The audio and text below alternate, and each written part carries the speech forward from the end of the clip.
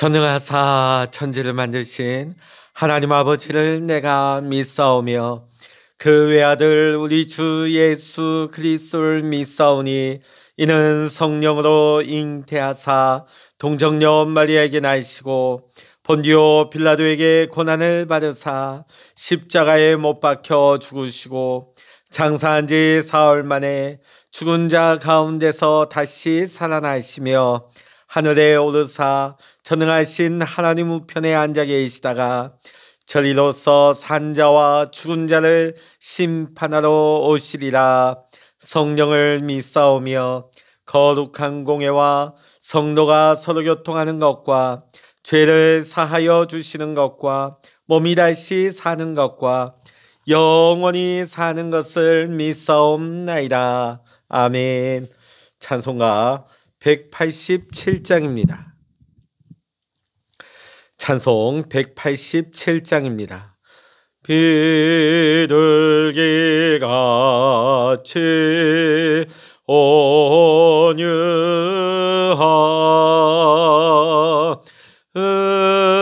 은혜의 성령 오셔서 거친 마음 만지사 위로와 평화 주소서. 진리의 빛을 비추사 주의 길 바로 걸으며 주님을 옆에 모시고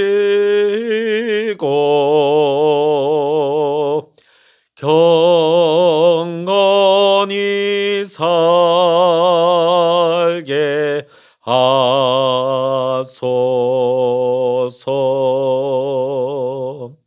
주님과 동행하면서 거룩한 길로 행하며 진리의 예수 붙잡고 길 잃지 않게 하소서.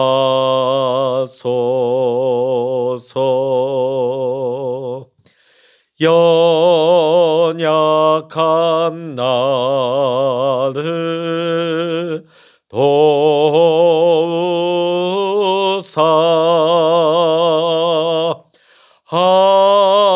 하나님 나라의 이르러 주님의 품에 안기는 영원한 안식 주소서.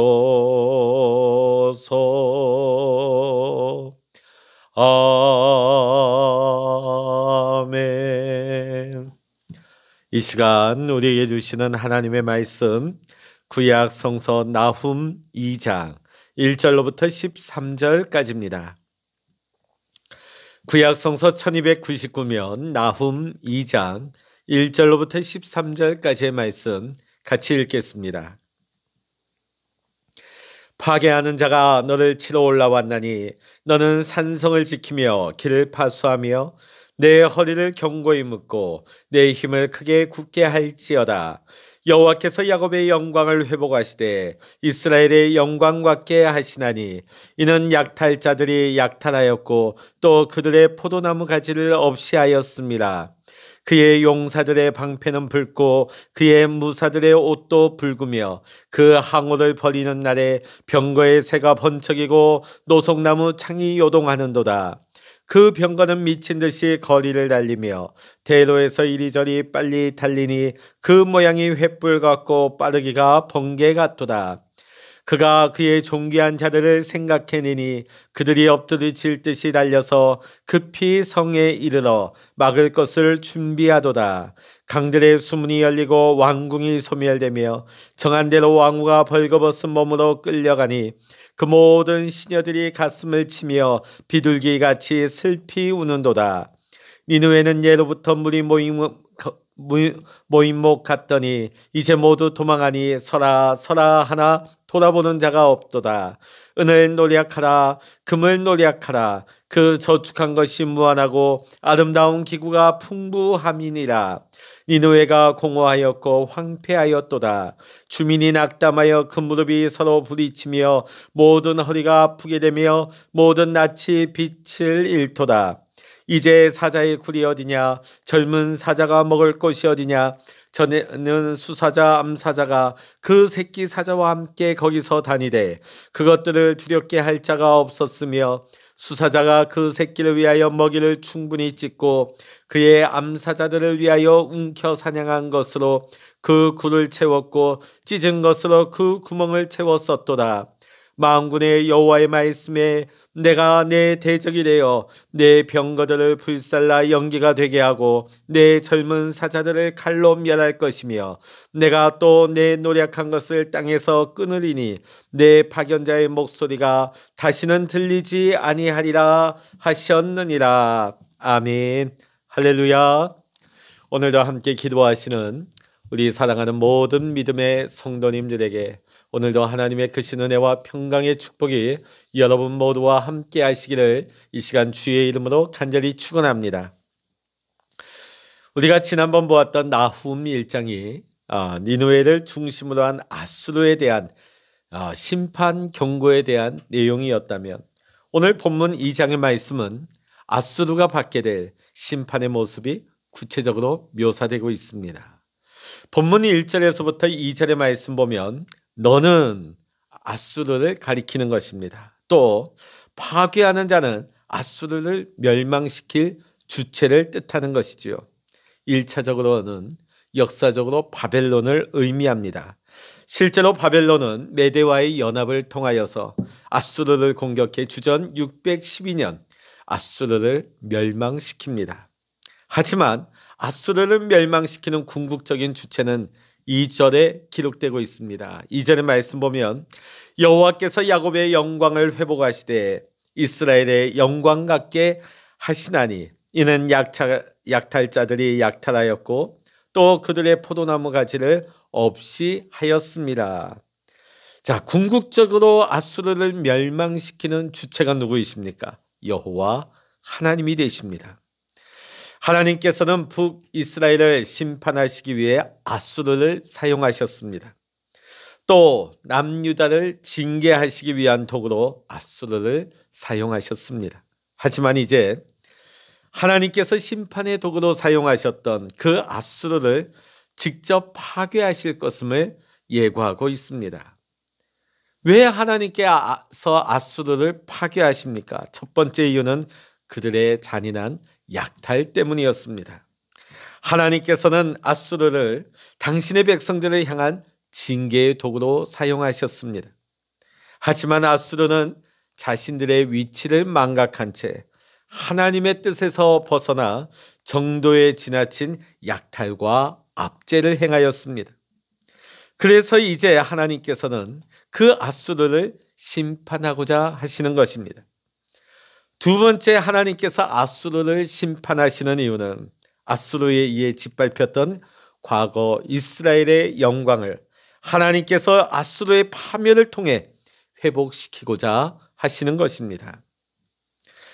비록 심판과 징계를 위해서 앗수르를 과거에 사용하셨지만 이제는 야곱의 영광, 곧 남유다의 회복을 위해서 앗수르를 징벌하시겠다는 것입니다. 우리의 삶 속에서도 분명 앗수르 같은 존재들이 있습니다. 하지만 그들은 하나님께서 앗수르를 통해 이스라엘을 바르게 세워나가셨던 것처럼 우리를 온전한 그리스도인으로 회복시켜 나가기 위한 하나님의 막대기, 하나님의 도구에 지나지 않습니다. 우리가 그러한 사실을 기억할 때 우리가 어떤 억울함과 고통 가운데서도 우리가 소망 가운데 우리가 인내하고 오히려 기뻐할 수 있는 이유가 여기에 있습니다.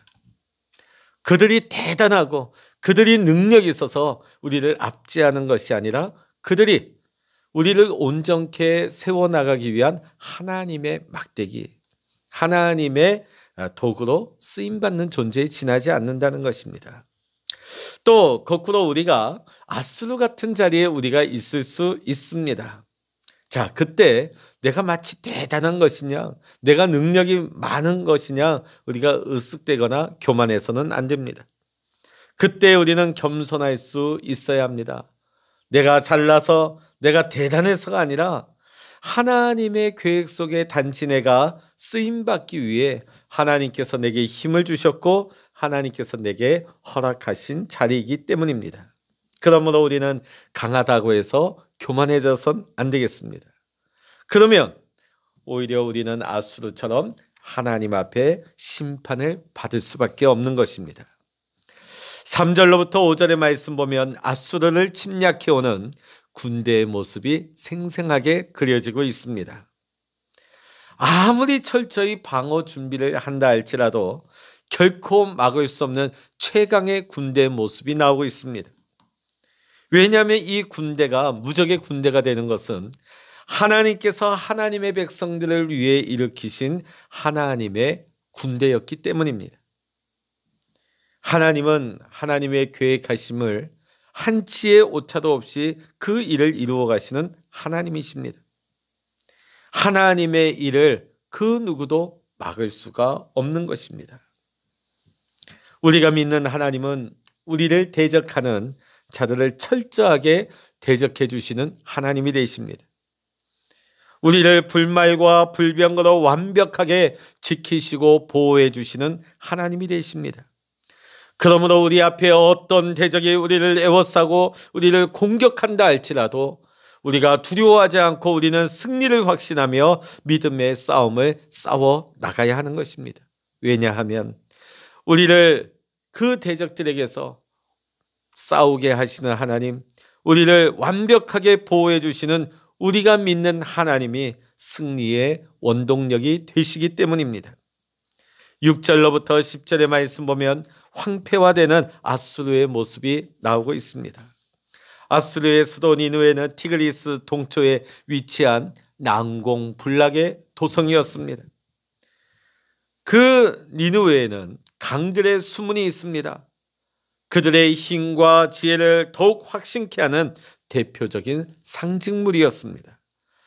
자, 그것으로 인해 그 누구도 자신들을 위협할 수 없다고 자랑하던 것들이었습니다. 그러나 이제 역설적이게도 그들이 믿고 의지하고 자랑하던 그 수문들이 다 열리게 되어집니다. 결국 이로 말미암아 왕궁이 소멸되어지고 그 앗수르는 멸망당하고 마는 것입니다. 하나님의 심판 앞에서는 그 어떤 것도 무용지물이 될 수밖에 없습니다. 우리가 평소 믿고 의지하던 것들이 오히려 하나님의 심판의 촉매제 역할을 하는 것입니다. 만일 우리가 권력을 의지하였다면 그 권력 때문에 그 자리에서 끌려 내려오는 수치를 당하게 되는 것입니다. 만일 우리가 명예를 의지하게 된다면 그 명예욕 때문에 결국은 불명예스러운 퇴장을 당하고 마는 것입니다. 오늘 앗수르는 마치 물이 모인 못처럼 물질적으로 아주 풍성한 나라였습니다. 그 넘쳐나는 재물을 발판 삼아 주변 열방들을 침략하고 정복하는 것을 일삼았습니다. 재물을 얻기 위해 잔인한 약탈과 또 약탈을 멈추지 않았습니다. 하지만 그로 인하여서 하나님의 심판에 넘겨지게 된 그들은 자신들이 이때까지 자랑하고 소중하게 여기던 재물들을 남겨놓고 도망치는 어이없는 일들을 당하게 될 것이라고 예언하고 있습니다. 그동안 갖은 약탈로 온갖 보물을 가득 채워놨던 아수르, 이제는 역으로 약탈을 당하게 될 것입니다. 모든 것을 털리고 털려서 이제는 빈털터리가 될 것입니다. 왜 그렇습니까? 심은 대로 거두기 때문입니다. 분명한 것은 하나님은 사람이 무엇으로 심든지 반드시 그대로 거두게 하시는 공의의 하나님이시라는 사실입니다. 그러므로 우리가 악을 악으로 욕을 욕으로 갚지 말고 오히려 선을 행하며 낙심치 말아야 할 이유가 여기에 있는 것입니다. 11절부터 12절의 말씀을 보게 되면 사자가 나옵니다. 숫사자, 암사자, 새끼사자. 실제로 아수르의 상징물은 사자였습니다. 자, 여기에서 숫사자는 아수르의 왕, 암사자는 왕후, 또 여기에 새끼사자는 왕자들을 의미하는 것입니다.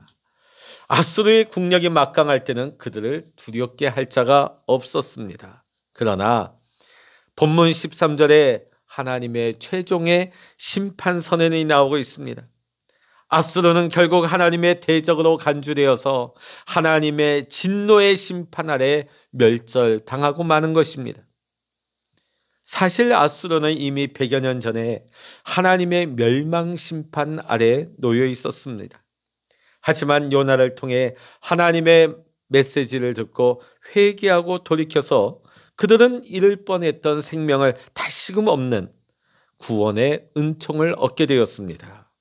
하지만 그 후로 아수르는 오히려 욕심을 내고 타인의 생명을 빼앗아가는 죄악을 멈추지 않았습니다. 그에 대해 하나님께서 준엄한 심판을 선언하셨고 바벨론과 메대 연합군에 의해 결국 멸망당하고 말았습니다. 하나님은 하나님의 사람들을 바로 세워나가기 위해 아수르와 같은 존재들을 사용하셨지만 이제 당신의 백성들을 향한 불의한 행동에 대해서 반드시 복수해 주시고 보수해 주시는 하나님이 되십니다. 우리가 끝까지 선을 행하며 인내해야 하는 이유는 하나님은 심은 대로 거두게 하시는 공의의 하나님이시기 때문입니다. 우리의 억울함과 우리의 원통함을 그대로 방관하지 않으시는 보수하시는 하나님이시기 때문입니다. 오늘도 우리는 이 사실을 기억하면서 어떤 억울하고 원통하고 어려운 상황 가운데서도 우리의 생명을 지키시고 보호하시고 우리를 진리 가운데로 인도하시는 하나님만 바라며 하나님만 의지하며 하나님과 동행할 수 있는 우리 믿음의 성도님들 되시기를 이 시간 주님의 이름으로 간절히 축원합니다. 기도하시겠습니다. 하나님, 우리가 평안할 때, 우리에게 힘이 있을 때는 주님 앞에 겸손하게 행할 수 있는 겸손함을 허락하여 주시옵소서. 우리를 대적하는 자들로부터 우리를 불말과 불병거로 완벽하게 보호해 주시는 하나님이 되심을 우리가 믿게 하여 주시옵소서. 하나님만 바라보고 하나님만 의지하게 하여 주시옵시고 심은 대로 거두게 하시는 공의의 하나님, 보수하시는 하나님이심을 기억하며 오늘도 우리가 낙심치 아니하며 선을 행하게 하시고 오늘도 우리가 하나님과 동행하며 진리 아래 말씀 아래 살아나갈 수 있는 우리 모두가 되게 하여 주시옵소서. 오늘도 이 아침에 우리가 하나님 앞에 엎드려 기도할 때에 우리의 작은 신음에도 응답하시며 하나님 우리를 위로하시고 우리를 세우시며 새롭게 하시는 하나님의 크신 은혜를 사모합니다. 주님, 오늘도 우리가 하나님과 동행하기를 원합니다. 하나님의 크고 놀라우신 뜻이 오늘도 우리의 삶과 일터 가운데 나타나게 하시고 우리의 모든 삶이 하나님의 나라를 세워나가며 하나님의 영광, 하나님의 기쁨이 될 수 있는 귀하고 복된 삶이 되게 하여 주시옵소서. 모든 감사와 영광을 우리 주님께 올려드리며 우리 주 예수 그리스도의 이름으로 간절히 기도하옵나이다. 아멘. 찬양하라 내 영혼아, 찬양하라 내 영혼아, 내 속에 있는 것들아 다 찬양하라.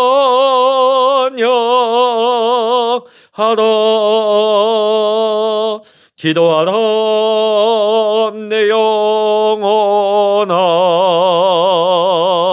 기도하라 내 영혼아, 내 속에 있는 것들아 다 기도하라. 주여 일창으로 합심하여 기도하십니다. 주여